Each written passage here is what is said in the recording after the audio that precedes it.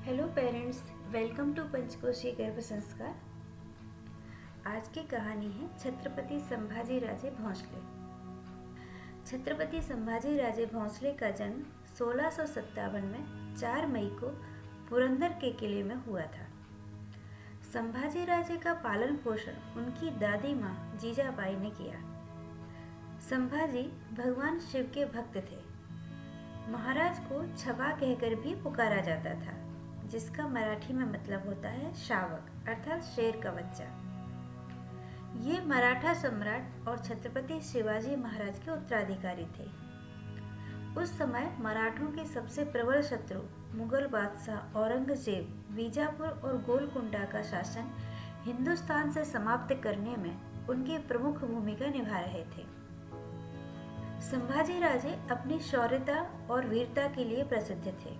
संभाजी राजे ने अपने कम समय के शासनकाल में 210 युद्ध किए और इसमें सबसे अहम बात जो है वह थी कि उनकी सेना ने एक भी युद्ध हारा नहीं था। उनके पराक्रम की वजह से परेशान होकर औरंगजेब ने एक कसम खाई थी कि जब तक छत्रपति संभाजी राजे पकड़े नहीं जाएंगे वो अपना किमोंस सर पर नहीं चढ़ाएंगे।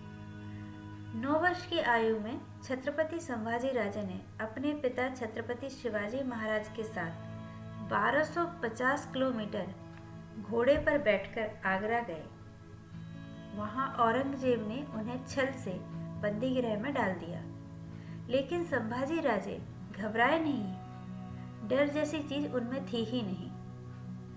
वे लगातार बाहर निकलने की सोचते रहे। फिर उन्होंने पहले अपने पिताजी को निकाला और कुछ समय बाद स्वयं बाहर आए।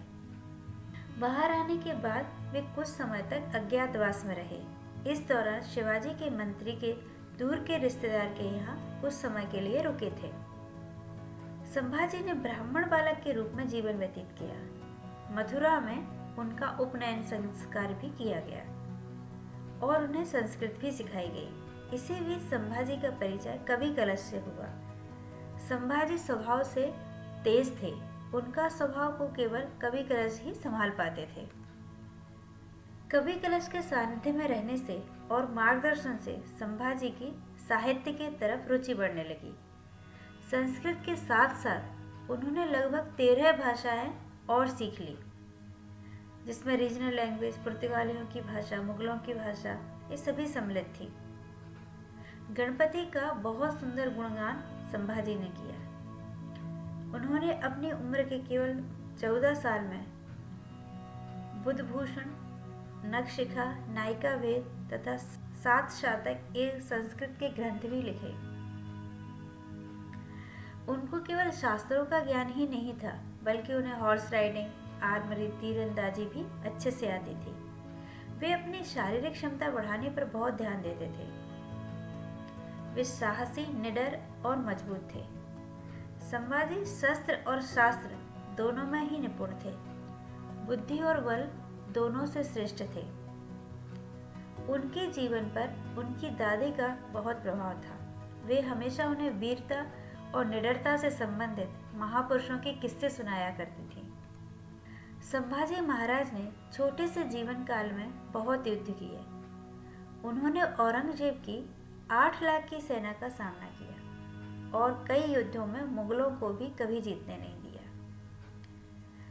संभाजी ने पूरे समय औरंगजेब को महाराष्ट्र के आसपास के युद्धों में ही इतना व्यस्त कर रखा, जिस कारण उत्तर भारत के हिंदू शासकों को अपना राज्य पुनः प्राप्त करने और अपने राज्य में शांति स्थापित करने के लिए पर्याप्त समय मिल गया। उस समय यदि संभाजी औरंगजेब के सामने समर्पण कर लेते या कोई संधि कर लेते तो औरंगजेब अगले 2-3 वर्षों में उत्तर भारत के राज्यों को वापस हासिल कर लेता और वहां की प्रजा, राजाओं की समस्याएं बढ़ जाती। संभाजी का यह सबसे बड़ा योगदान था कि उन्होंने औरंगजेब को दक्षिण में 27 सालों तक विभिन्न लड़ाइयों में उलझाए रखा, जिसके कारण उत्तर में बुंदेलखंड, पंजाब और राजस्थान आदि क्षेत्रों को मुगलों के आक्रमण से सुरक्षित रखा जा सका। 60 तलवार लेकर 16 साल की उम्र में युद्ध कर रामनगर को जीत लिया। 23 साल की उम्र में उन्होंने औरंगाबाद के किले पर विजय प्राप्त कर खजाना प्राप्त कर अपनी सेना को मजबूत किया। संभाजी राजे एक ऐसे योद्धा थे जिन्होंने अपने कम समय के शासनकाल में 210 युद्ध किए।